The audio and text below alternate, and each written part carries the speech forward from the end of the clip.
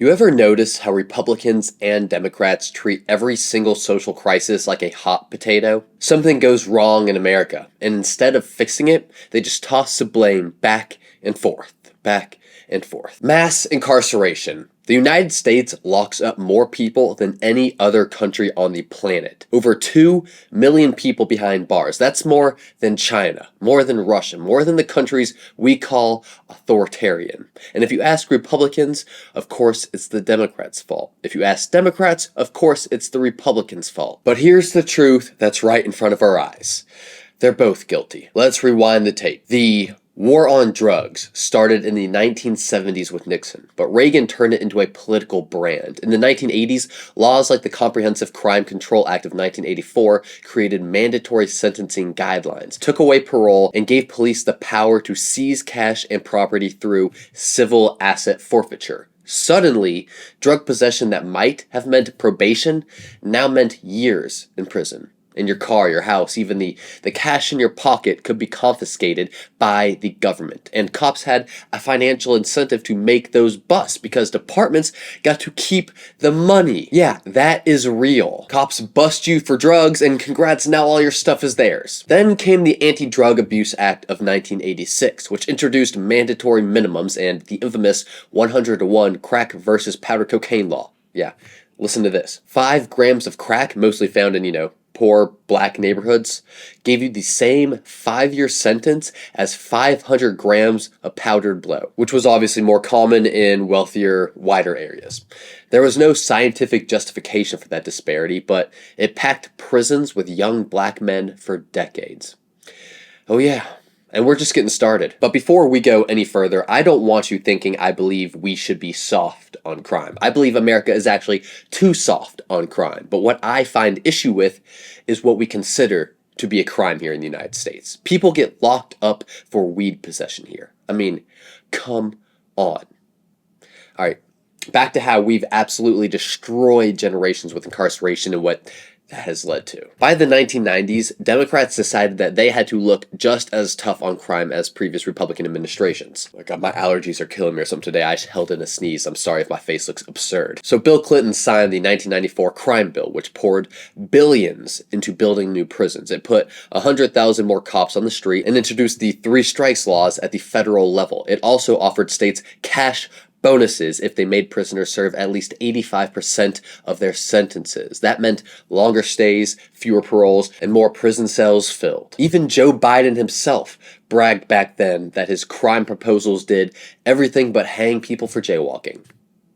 That's an actual quote. And look, one thing I find from this bill that I do support is more police. I think having police around deters people from committing crimes that could hurt others, but we have to make sure we are not incentivizing bad people to become police officers, and we aren't incentivizing police to make decisions that benefit them and hurt others for selfish reasons. That's common sense, right? Well, the Democrats didn't just stop at prisons. In 1996, Clinton's administration passed the one strike and you're out rule for public housing. If anyone in your household was caught with drugs, you could be evicted. That same year, welfare reform made anyone with a felony drug conviction ineligible for food stamps or cash assistance. I mean, imagine trying to get back on your feet after prison when you can't get housing, you can't get food, and every job application screams you out.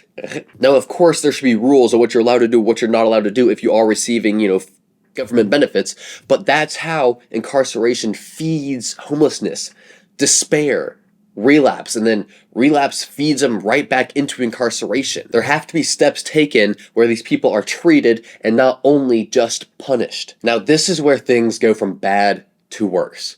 Fast forward to the 2000s. While people were cycling through this broken system, another crisis was brewing. A terrible crisis. Opioids. Purdue Pharma, I'm sure you've heard of them. Well, they rolled out this thing called Oxycontin. Yep, good old Oxycontin. And in 1995, they aggressively sold it as non-addictive. Spoiler, it was addictive as fuck. Doctors handed it out like candy. Pharmaceutical reps pushed it even harder, and regulators looked the other way. Of course they did, right? By 2007, Purdue pled guilty to misbranding, but the damage was already done. Millions were addicted, thousands were dead, and both parties were just taking checks and ignoring this obvious crisis the entire time. No one stopped the gravy train until overdoses got so bad it was impossible to ignore. And we see that time and time and time again. Politicians ignore these terrible things that are happening, these terrible crises, until we get loud enough, until the issue gets so big that they can't just pretend it doesn't exist. So what do we see when we zoom out? The right escalated punishment in the 1980s. The left doubled down in the 1990s. Both locked people out of society with housing and welfare bans, and both ignored the pharmaceutical tidal wave that turned despair into thousands and thousands and thousands of overdoses. This is part of the reason the US leads the world in incarceration. This is part of the reason we have homeless encampments in cities coast to coast where people are just overdosing on drugs 24/7. This is how you end up with an opioid crisis so bad that life expectancy in this country actually dropped. And the wildest part, of course, both parties still point the finger at each other. Republicans scream about Democratic cities being crime-ridden. Democrats scream about Republican governors slashing social safety nets. But neither side will admit that they have built this machine together. We locked people up. We threw away the key. We cut off their path to re-entry, and then we acted shocked when they ended up on the streets or 6 feet under. Like I said before, I am not saying we need to be soft on crime, but we have to be able to treat people that are suffering from drug addiction. We have to be able to help people that are in trouble or burdened by drugs, and we cannot just continue to simply punish them.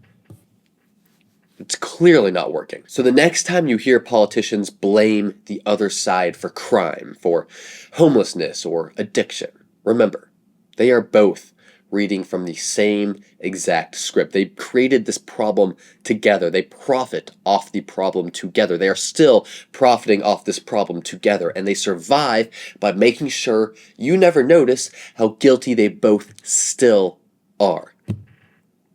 This problem doesn't get fixed by arresting everyone who's smoking a joint like some Republicans want. It also doesn't get fixed by letting every poor person get away with smoking crack in the street and then stealing $1,000 worth of goods from a nearby store like some Democrats want. Just like both parties created this mess together, both parties need to work together to fix this mess together. Because at the end of the day, America is the most incarcerated country on earth. And it's time we start asking why.